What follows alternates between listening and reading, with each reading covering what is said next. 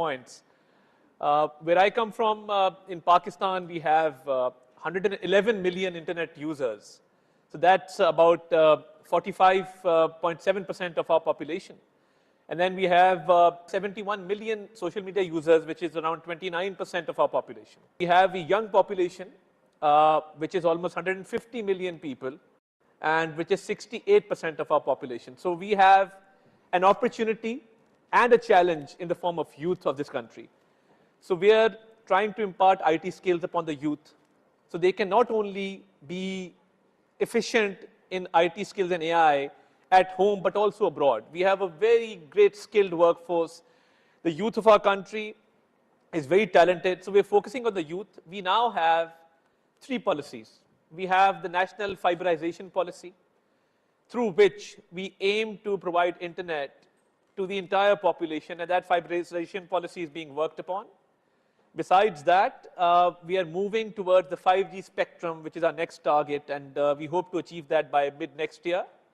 So as far as our national AI policy is concerned, a big part of it is going to focus on the ethical part, so that there is accuracy of historical data, there is accuracy of facts, and we have come up under our Ministry of Information a fact check forum, which actually verifies certain facts, which has AI as an integral part, but also has a human intervention which oversees that AI module.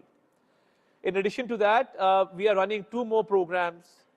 We have the Directorate of Electronic Media and Publications, which monitors the opinions and narratives the world over and within our own country, and comes up with the strategic communication policy for the government. So we're using our own modern AI engine for that, to improve our strategic communication. And we also have a counter-violent extremism cell. You see, that's a big challenge. So we are also using Actis Digital, which is an international forum for that, but we are also using our own AI engines. So as far as agri-tech is concerned, fintech is concerned, health tech is concerned, ed tech is concerned, and gov tech is concerned, in all these 5 areas, we are going to implement our AI policy, but we are first of all coming up with a framework so that it is based on accurate data, and it helps confirmation and disinformation. So that's our focus, and as a ambassador of the youth in our country as well, because we have as I mentioned, 68% of the population which is based on youth. So we are coming up with training modules in AI for our youth to serve the country in social sectors, in alleviating poverty. We have one of the biggest social networks in the world, which is known as the Benazir Income Support Program in Pakistan. So that's also based on IT modules. And in our recent floods in 2022, we were affected by climate change. We used AI modules to identify the most vulnerable areas, the most vulnerable people who were in need of help. And that help was provided through IT and AI tools. Having said that, at this forum, I would like to make a proposal that where AI is helping us grow, is helping us eradicate our problems, we need to focus on an international agreement to counter misinformation. And there needs to be a framework or a documented form of such an agreement which we can agree upon, or maybe we can have a system of verification. Because you see, with the wrong kind of algorithm, and if that algorithm has more views, that gains more traction as per the AI existing modules. So that is something that needs to be countered, and we need to use AI in a positive manner in the healthcare sector, in the education sector, in the social sectors, in the agri sector, and in the financial sector, to help our people grow, to help our people achieve the impossible. And the future is bright. We just have to give it the right direction. And in Pakistan, we are fully committed to implementing our AI policy with the best ethical standards in the world. You see, when I mentioned the World Economic Forum greatest threats, and most leaders identified misinformation as a great threat, they did not say nuclear warfare. They did not say climate change, which is, of course, a big challenge. They said misinformation because that leads to chaos and anarchy. So I think a joint task force can be made, international fora can be used in order to come together and collaborate, because this challenge is being faced by everyone. And the whole world is now grappling with this challenge because it eventually leads to instability, economic instability, leads to a security crisis. It can cause destruction beyond imagination. So you have to come up with a regulatory framework which all states agree to and can bring forth. I'll give you a small example. Now, when you talk about social media, we talk about freedom of expression. But why is it that the issue of Gaza, the issue of Kashmir, the issue of Lebanon, and the plight of their people is censored on social media? AI is being used negatively there.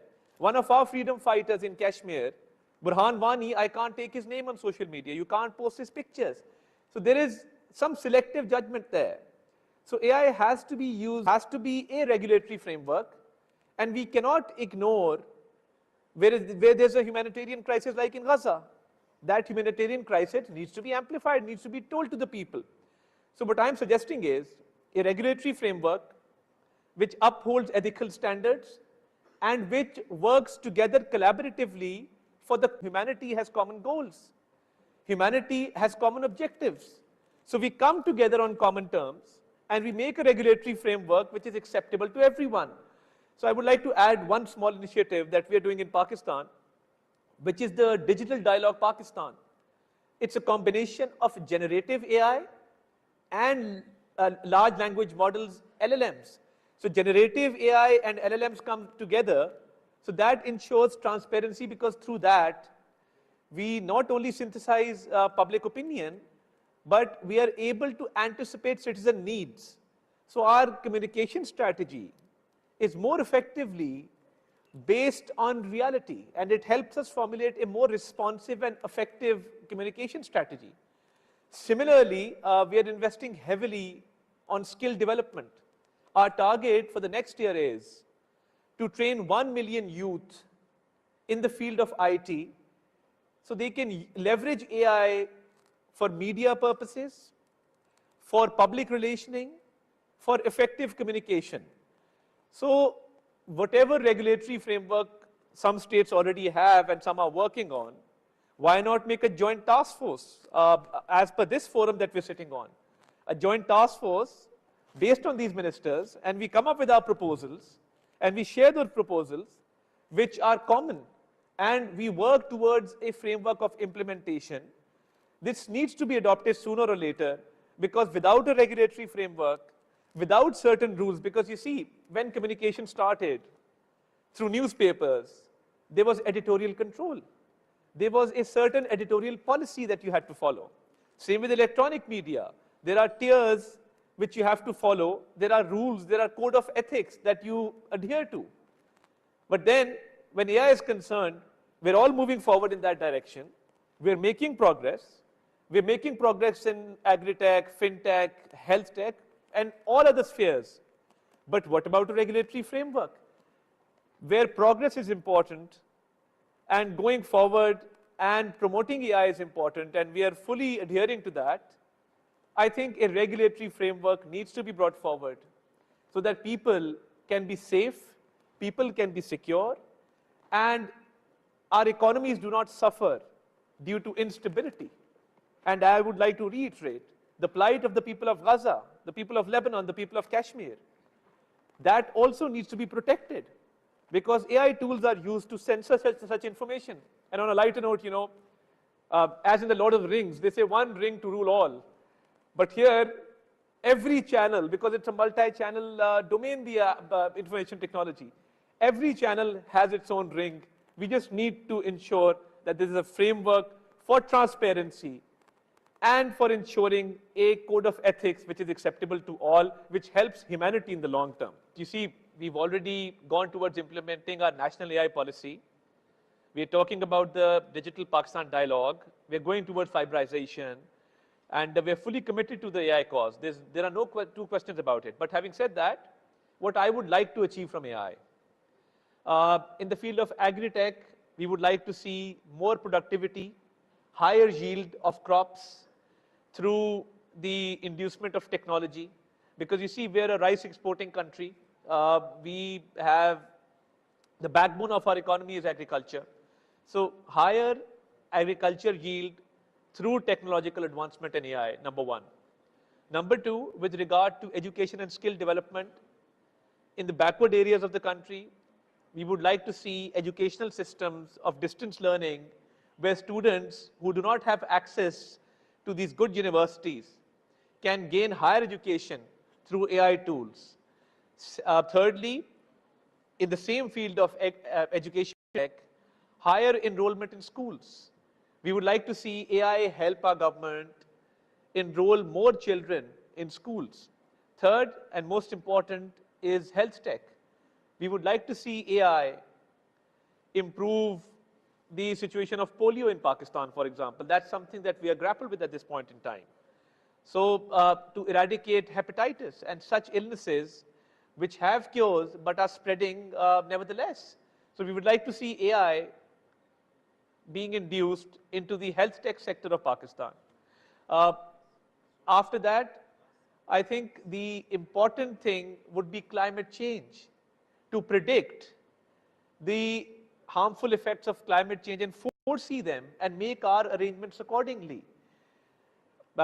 With regard to fintech, the financial sector, the economic trends the world over, how we can improve our economy, what factors can boost our economy. So I think it's a combination of agri-tech, of education tech, of health tech, of fintech, which can lead us forward and eradicate problems and make our people's future more prosperous. So I think there's a huge opportunity. We just need to make the right kind of policies and gain the maximum benefit for our people and our country. वफाकी वज़ीर इत्तलात अताउल्लाह तारर का Istanbul में start come summit से खिताब आप सुन रहे थे। उन्होंने कहा कि पाकिस्तान में 111 मिलियन इंटरनेट सार्फिन हैं। हुकूमत आइंदा साल 10 लाख नौजवानों को IT की तरबियत देगी। उन्होंने कहा कि पाकिस्तान के नौजवान बासलाहियत और मेहनती हैं। पाकिस्तान की बड़ी आबादी नौजवानों पर मुश्तमिल है। नौजवानों को मसनूई जहानत के शोबों में तरबियत फ्राहम कर रहे हैं। उन्होंने कहा कि मसनूई जहानत को मुस्बत तरीके से इस्तेमाल करने की ज़रूरत है। मौसमियाती तब्दीली दुनिया भर के लिए बड़ा चैलेंज है। हमें एक टास्क फोर्स बनाकर तजावीज़ सामने लानी चाहिए। उन्होंने कश्मीर में आर्टिफिशियल इंटेलिजेंस का गलत इस्तेमाल किया जा रहा है। गाजा में इंसानी अलमिया जन्म ले चुका है। वज़ीर इत्तलात ने इस फोरम पर सोशल मीडिया रेगुलेटरी फ्रेमवर्क बनाने के लिए टास्क फोर्स बनाने की तजवीज़ दी। उन्होंने कहा कि ऐसा ज़ाब्ता इखलाक बनाया जाना चाहिए जो सबके लिए काबिल कबूल हो। PTV न्यूज से ये थी अब तक की ताज़ा तरीन खबर। मजीद खबरों और अपडेट्स के लिए आप हमारे साथ रहिएगा।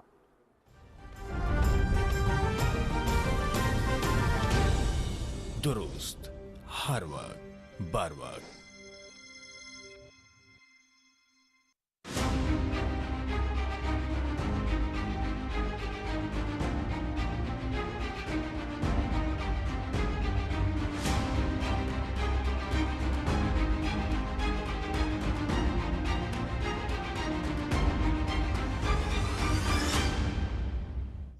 कोशिश भी कर रहा है, लेकिन आपको पता है किसी के पास मैजिक वॉन्ड तो है नहीं कि वो उसको घुमाए और सारी चीज़ें ठीक हो जाएं। तो सबको मिलके काम करना है अपने अपने। और जो अच्छी बात SIFC की इसके अंदर ये है कि वो आपसे खुद पॉइंट ऑफ व्यू मांग रहे हैं। अगर आपके पास कोई ऐसी चीज़ है जो आप करना चाहते हैं या आपके जहन में कोई ऐसा आइडिया है तो उससे आप शेयर करें तो रिस्पॉन्ड करते हैं। ये मेरा पर्सनल एक्सपीरियंस है। लेकिन इसके 5 सेक्टर्स की ही बात हो रही है जो SIFC के अंदर एक परफॉर्म करने के लिए रखे गए हैं, या फिर और भी सेक्टर्स हैं जो ऐड ऑन हो रहे हैं? जी तो बेसिकली जो अच्छी देखें, इसका जो इनकी सक्सेस का रेशियो बढ़ क्यों रहा है, क्योंकि इन्होंने रीजनल बेसिस के ऊपर सारी चीज़ें रखी हैं और उसकी कंसोलिडेशन फेडरल लेवल पे हो रही है। और ये बात आपने मैंने पिछले प्रोग्राम में भी की थी। जो चैलेंज है ना IT का, जिसको हम बहुत ज़्यादा बेहतरीन लेवल पे ले जा सकते हैं, वो है एजुकेशन। मैंने पहले भी कहा था कि टेक्स्ट सिलेबस रिविजन की ज़रूरत है। अक्रॉस पाकिस्तान यूनिफॉर्मिटी होनी चाहिए, एट ऑल लेवल्स होनी चाहिए। हम चाइनीज़ यूज़ कर सकते हैं, हम साउथ कोरियन यूज़ कर सकते हैं, हम और अपने फ्रेंडली कंट्रीज़ को यूज़ कर सकते हैं। और कुछ नहीं तो उनके टीचर्स बुला के यहाँ पे हम अपना सेटअप में रख के उनसे हम सारी चीज़ें ले सकते हैं। उनसे जॉइंट कोलैबोरेटिव यूनिवर्सिटीज़ खोल सकते हैं ताकि जो है टेक्नोलॉजी को फ़ायदा मिले। सॉरी आवाज़ शायद कट गई होगी, मेरा कहने का मकसद ये था कि जो जितने भी चाइनीज हैं या बाकी और हमारी फ्रेंडली कंट्रीज हैं, उनसे हम टीचर्स जी और उनकी यूनिवर्सिटी कोलैबोरेशन करके लोकल यूनिवर्सिटीज के साथ एक हम ऐसा कंसोर्टियम बनाए जिससे हम ना सिर्फ एजुकेशनल सिलेबस रिवाइज कर सकें, बल्कि ये है कि जो आने वाली बिल्कुल टेक्नोलॉजी पर ट्रेन कर सकें, जो नॉर्मली राइट। हमारे चलें जी, डॉक्टर नुमान साहब, गुफ्तगू जारी है। मैं चाहती हूँ हमारे पास एक रिपोर्ट है एसआईएफसी के पॉइंट ऑफ व्यू से, आप उसे देखें, फिर वापस आते हैं। ये जो एक अपडेट मीटिंग है इसके हवाले से, just have a look on report.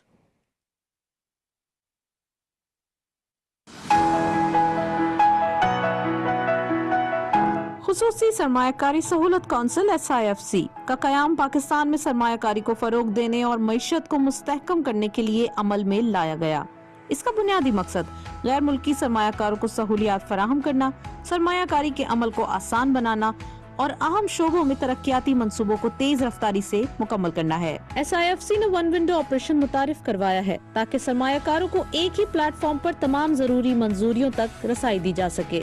इसके तहत ज़राअत, तवानाई, मादनियात, IT और बुनियादी ढांचे के शोबों पर खुसूसी तवज्जो दी जा रही है। SIFC की एग्जीक्यूटिव कमेटी के 11वें इजलास में अहम शोबों और मंसूबों की पेशरफ्त का जामे जायजा लिया गया, जबकि पॉलिसी सतह पर मामला तेज करने की भी हिदायत जारी की गई। कमेटी ने आलमी कंसल्टेंट्स के जरिए वजारतों और महकमों को फराहम की जाने वाली मुशावरती मावनत की पेशरफ्त का भी जायजा लिया। इजलास में तमाम मुताल्लिका वजारतों को पेशरफ्त तेज करने के अहकामात दिए गए, जबकि मुताल्लिका शोबों के उमूर पर इत्तफाक राय और नई हिकमत अमली मुरतब की गई। SIFC की सहूलतकारी से मुल्क में सरमायाकारी के फरोग के लिए हुकूमती काविशें तेज करने पर भी इत्तफाक किया गया।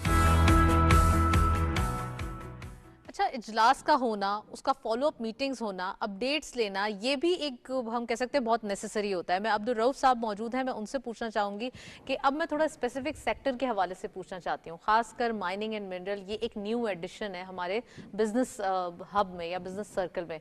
तो क्या लगता है अब्दुल रऊफ साहब आपको कि एक तरफ SIFC के थ्रू इस प्लेटफॉर्म को एक यूटिलाइज भी किया गया है कि ये हमारे पास जो एक अपॉर्चुनिटी मौजूद है, हमारे पास इतने ज़्यादा ज़खायर मौजूद हैं और हमारे पास इतनी सारी जो है मिनरल्स मौजूद हैं, तो इसको कैसे एक तो एक्सप्लोर किया जाए। दूसरा ये कि इसके अंदर कोई जल्दी से नीडफुल चीज़ें हैं, वो प्रॉपर्ली उसको हाईलाइट करके इसे फ़ायदा लिया जाए। तो कैसे आप समझते हैं कि सिर्फ चाइना इसके अंदर सिर्फ इन नज़र आता है या और कंट्रीज़ भी हैं?